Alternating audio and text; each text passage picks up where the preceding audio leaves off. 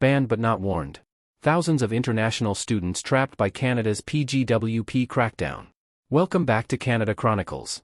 Today, we're diving into one of the most urgent and overlooked stories in Canadian immigration, how thousands of international students have been cut off from the future they were promised.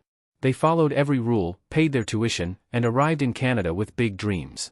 But after a sudden policy shift, many now find themselves stranded, no post-graduation work permit, no clear path forward, and no warning it was coming.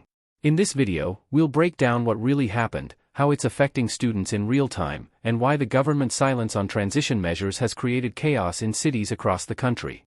And stay with us until the end, because we'll explore a fast-developing legal effort that could force the federal government to reverse course. Could a lawsuit be the only hope for thousands of students who were left behind?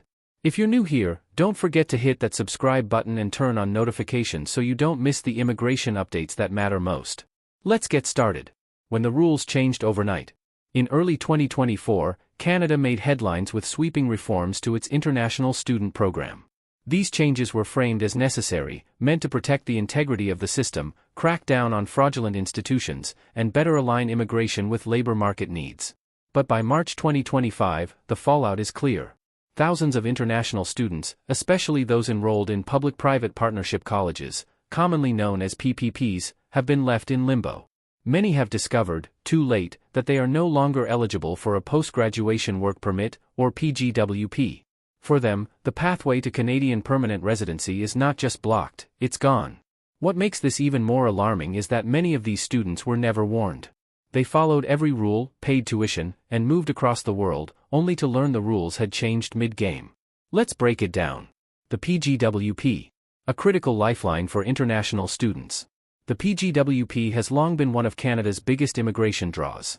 After completing an eligible program of study, international students can work in Canada for up to 3 years. This work experience is often essential to qualify for permanent residency under programs like the Canadian Experience Class or Provincial nominee streams. For many students, the PGWP is not a bonus, it's the reason they came to Canada in the first place. But that lifeline has now been cut off for tens of thousands. What are public-private partnership colleges, and why are they a problem? PPPs are private institutions operating under the license of a public college. They often offer programs developed by the public college, but delivered on private campuses, typically aimed at international students. Ontario and British Columbia are home to the majority of these PPPs. In fact, between 2018 and 2023, enrollment at PPPs grew explosively, especially among students from India, Nigeria, and the Philippines. Critics, including Canada's Auditor General and investigative journalists, have long warned about weak oversight, subpar education, and in some cases outright fraud in this model. Students paid upwards of $15,000 to $20,000 per year for diplomas that offered little academic or employment value. Some campuses had no libraries, labs, or student services. Worse, many students were recruited under the assumption they would be eligible for PGWPs, only to learn later that was never guaranteed. The 2024 announcement. A policy earthquake. On December 7, 2024, Immigration, Refugees and Citizenship Canada, IRCC, announced that, starting September 1, 2024, international students enrolled at PPP colleges would no longer be eligible for the PGWP. The decision was sudden. There was no public consultation. There were no transition measures for current students. The rationale from IRCC was blunt. PPPs had become a loophole in the system. These colleges were bringing in high volumes of students for profit, straining housing markets, and contributing little to Canada's long-term immigration or economic goals. But lost in that explanation were the lives now disrupted by the policy. Students trapped midstream. Here's what happened next. Students who had already paid tuition, sometimes for multi-year programs, suddenly found themselves ineligible for a PGWP, despite being told by recruiters or college agents that they would be. Others who had just arrived in Canada were blindsided by the change. Some had left jobs or families behind based on a promise that was no longer valid. Because the policy applied based on enrollment dates, not graduation dates, thousands who enrolled just before September 1 now face a dead end. Unless they switch programs, which often isn't financially feasible, they have no postgraduate work rights. Immigration lawyers and advocacy groups are calling this a crisis. Students have no way to recoup their tuition. Many will be forced to return to their home countries with no Canadian work experience, and no path to permanent residency. IRCC's position. Silence on transition measures. As of March 2025, IRCC has not introduced any transition measures for students already enrolled in PPPs before the cutoff date. This is unusual. Past changes to immigration rules typically came with grace periods or grandfathering clauses.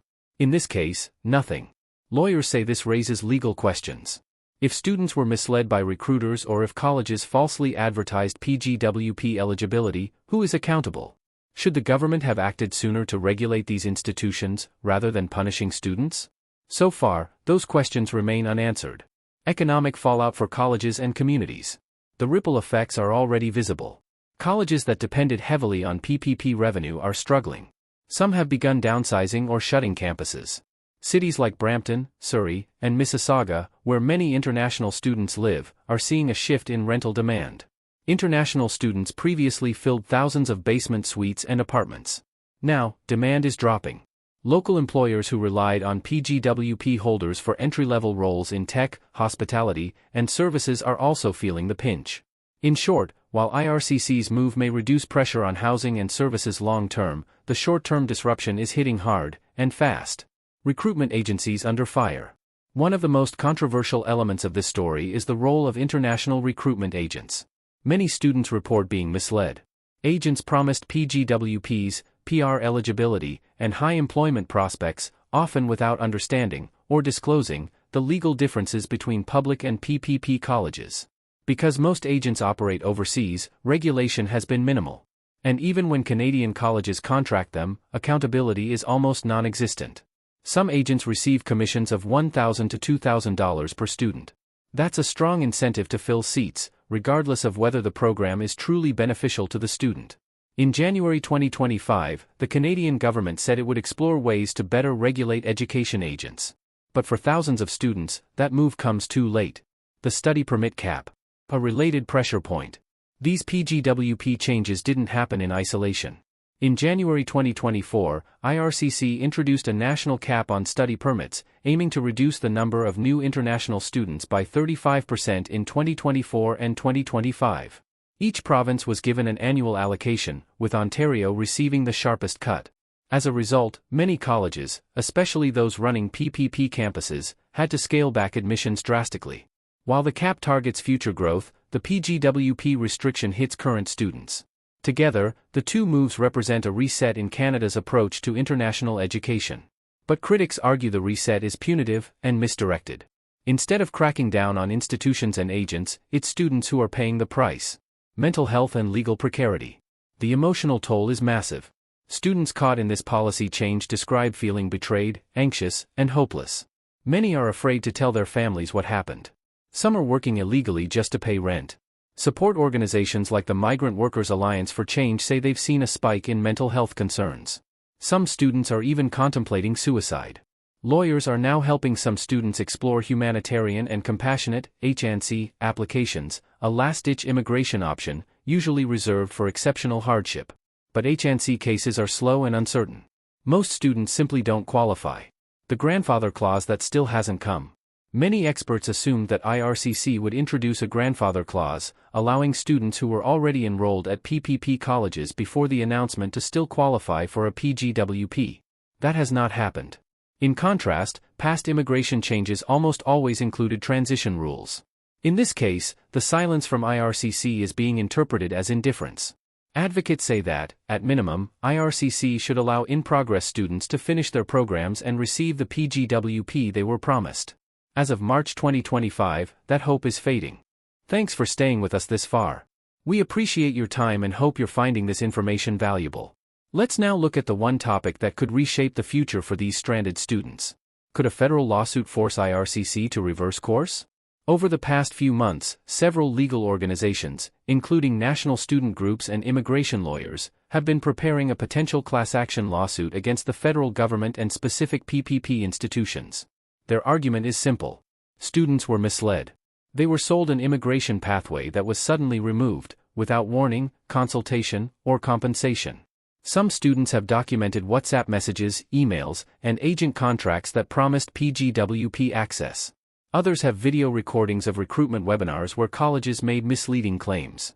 The legal theory? That students were induced to invest in education under false pretenses, and that the government has a duty of fairness, especially when it allows colleges to operate within a known loophole. If such a lawsuit proceeds, and especially if it succeeds, it could force IRCC to issue transition measures or reconsider its implementation timeline. It could also push the federal government to set national licensing standards for recruiters and binding codes of conduct for designated learning institutions. But these legal processes are slow. And for students graduating in 2025, the timeline might not offer relief in time. Still, the possibility of legal accountability may be the only pressure point that forces meaningful reform. A glimmer of hope. Provincial programs looking to fill gaps. One unexpected side effect of the PGWP crackdown is that some provinces may step in. British Columbia and Manitoba, in particular, have hinted they may expand their provincial nominee programs or PNPs to allow stranded students to apply based on in-province studies or work history, even if they lack PGWP eligibility. Ontario is under pressure to do the same. With thousands of international students already in the province and unable to leave or stay legally, policymakers are being urged to act. If PNP pathways open, students may still find a route to PR, though these programs are often competitive, limited, and not guaranteed. What students can do right now?